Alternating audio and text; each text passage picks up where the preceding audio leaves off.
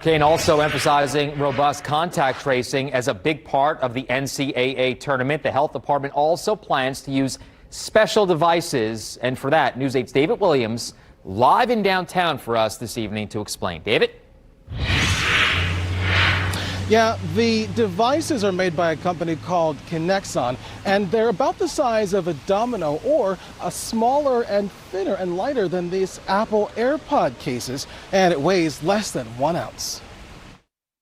The NCAA says players, coaches, team staff members, and officials will all wear these contact tracing devices throughout the whole tournament, which includes practices and games. I love this new technology that they're going to have for all of the team and the staff members. Video analysis along with the devices will give data that allows what the NCAA calls total time measurement of people who are within 6 feet of someone newly infected with COVID-19. The device, called a safe tag, can be worn on the wrist like a watch, around the neck in a lanyard, or even tucked inside a pair of shorts. What that wearable is doing is it's collecting that information of how close you are to other users and then for how long.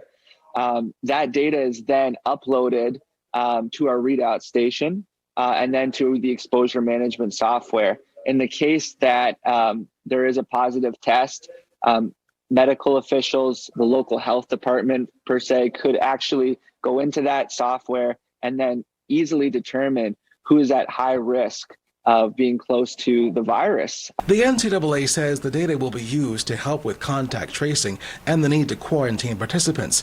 Kinexon tells me NCAA teams have used the tech for most of the year, and they expect more than half of the NCAA teams to be familiar with it. But what we're trying to do is really reduce outbreaks, mitigate the spread of the virus. Dr. Virginia Kane assures daily monitoring.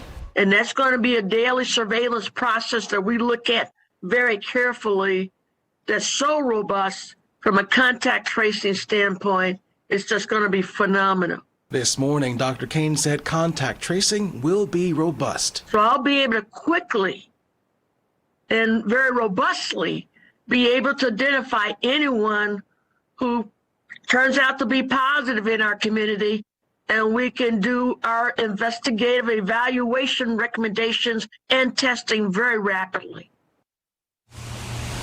So Kinexon tells me that data is very heavily protected, and actually only a few designated medical professionals have access to that data. They also tell me Kinexon does not have access to that data, as well as any of their clients, and they say this is not GPS and that they are not tracking locations. For now, we are live in downtown Indianapolis. I'm David Williams, Wish TV, wishtv.com, and follow us on Facebook.